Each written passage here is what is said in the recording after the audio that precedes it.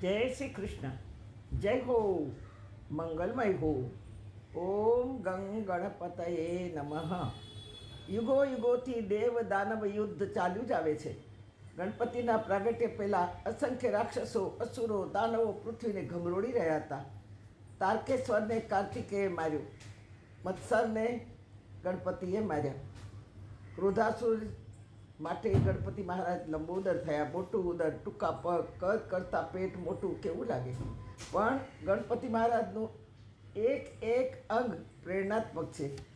પેટ મોટું એટલે કદથી નહીં, સુખો પચવા જોઈએ, દુઃખો પણ પચવા જોઈએ. ગમો અણગમો, માન અપમાન જે પેટમાં સમાઈ જાય એને મોટું પેટ કહેવાય. હા, કોઈએ કરેલી વિશ્વાસપૂર્ણ વાતો પેટમાં સમાવવી જોઈએ. જુઓ, દેવકી, કુંતા, યશોદા, ગોપીઓ જેવી મહિલાઓ તો ઠીક છે, સહનશક્તિની દેવીઓ કહેવાય, પણ વિદુર, સુદામા, ઉદ્ધવ, નરસિંહ, મીરા, તુકારામ, એકનાથ જેવા કેટલાએ સહ્યું છે. આ બધાના ઉદર મોટા કહેવાય. તેઓએ ખૂબ સહ્યું, છતાં કોઈને કહ્યું નહીં. ભગવાન પાસે પણ ફરિયાદ નહીં કરી. ક્રોધાસુરને મારવા ગણપતિ મહારાજ લંબોદર બન્યા. મૂષક ઉપર સવાર થઈને આવ્યા. મૂષક એટલે ઉંદર. નવાઈ લાગે છે ને કે ઉંદર ઉપર આટલા મોટા દેવ સર્વપ્રથમ પૂજાય એ દેવ ઉંદર ઉપર બેસે ને ઉંદર પર કોઈ બેસી શકે ખરું? હા, ઉંદર ઉદ્યોગનું પ્રતીક છે. ઉંદર કાળનું પ્રતીક છે. ઉંદર કરડે તો ખબર પડતી નથી, તેમ જીવનને, એના વર્ષોને, દિવસોને, હર પલ હર ક્ષણને ઉંદર એટલે કાળ ફૂલી ખાય છે. અને સમજ પડતી નથી કે ઉંમર કેટલી થઈ ગઈ આપણી. રોગ આવે તો જીવનની અમૂલ્ય ક્ષણોને એ કરડી ખાય છે કે જે ખબર પડતી નથી. તેથી દાદા, ગણપતિ દાદા કહેવા માગે છે, કાળ ફોલીને ખાય અને કરડીને ખાય, પહેલાં એના પર સવાર થઈને જો. એક એક દિવસ, એક એક ક્ષણ, એક એક પલ, એક એક શ્વાસ બહુ જ કામનો છે. સતત કાર્યરત રહેવાનું છે. પણ આપણે ત્યાં તો પુરુષો ધંધો સંભાળે અને બસ ત્યાં જ જીવન ખોતરાઈ જાય. કોઈ યુવાનને કહો કે સત્સંગમાં આવો, સ્વાધ્યાયમાં આવો, કથા કીર્તનમાં આવો, તો હજી અમને બહુ વાર છે, તમે જાઓ. પણ જીવન ખોતરાઈ જાય છે. એ જ રીતે અંધારામાં આપણે જીવી રહ્યા છીએ. કોઈ રાત ને દિવસ આપણને ફોડી ખાય છે. તેથી કબીર કહે છે, જબ તુમ આયો જગત મેં, તુમ હસે જગ રોય. નહીં, જબ તુમ આયો જગત મેં, જગ હસે તુમ રોય. જગત ખુશી થતું હોય અને તું રડતો હો, પણ સરવાળો ક્યાં આવે? એસી કરની કર ચલો, તુમ હસે જગ રોય.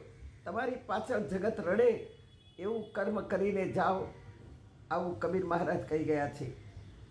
પણ અહીં તો કોણ આવ્યા, કોણ કેવું જીવ્યા અને કોણ ગયા પત્તો નથી. શાહ સિકંદર, રાજા રજવાડા, કંઈક આવ્યા મહાનુભાવો, કંઈક આવ્યા ને કંઈક ગયા, નામું નિશાન નથી. બધા જ ધરતીના મિટ્ટીમાં મીટી ગયા. તો આપણી હસ્તીની કોઈને જ કિંમત નથી. દેવોને પણ સૃષ્ટિના નિયમોને માન્ય રાખવા પડ્યા છે.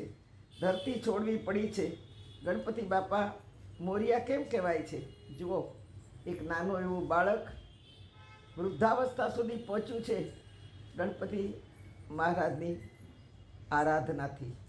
એક નાનું એવું ગામ મોરિયા નામનો એક બાળક રહેતો તો રોજ સવાર પડે અને ખેતરમાં જાય અને માટી લઈને ગણપતિ બાપાની મૂર્તિ બનાવે, પગે લાગે અને જપ કરે, ઓમ ગંગ ગણપતયે નમઃ. કોઈએ કહ્યું હશે, નાના એવા બાળકના મગજમાં બરાબર આ છપાઈ ગયું. અને એમ કરતાં કરતાં કરતાં કરતાં આરાધના અને સાધના કરતાં કરતાં બાળક મોટો થયો અને હવે વૃદ્ધ થયો, તપસ્વી થયો. અને તપ કરતાં કરતાં, જપ કરતાં કરતાં એક વખત વાઘ આવીને સામે ઊભો રહ્યો. વાઘને જોતા એ ડર્યો નહીં, ગભરાયો નહીં. વાઘ થોડી વાર ઊભો રહ્યો. ઓમ ગંગ ગણપતેના ધ્વનિ સાથે વાઘ થોડું ઘણું સાંભળી અને ચાલતો થઈ ગયો. ગામમાં ખબર પડી, લોકો આવ્યા, પગે લાગવા માંડ્યા. અને તે દિવસથી ગણપતિ બાપા કોના? તો કે મોરિયાના. મોરિયાને પ્રગટ થયા છે વાઘના રૂપમાં. વાઘ ત્યાં શિલા થઈને સ્તબ્ધ થઈ ગયો, શાંત થઈ ગયો.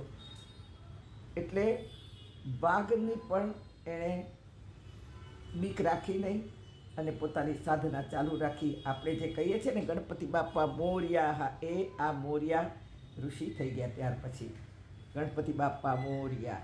હા, લોકોએ પોકાર કર્યો ગણપતિ બાપા મોરિયા. હા, આજે થેઉરનું જે રણ છે તે મોરિયાના નામે યાત્રાનું ધામ બની ગયું છે.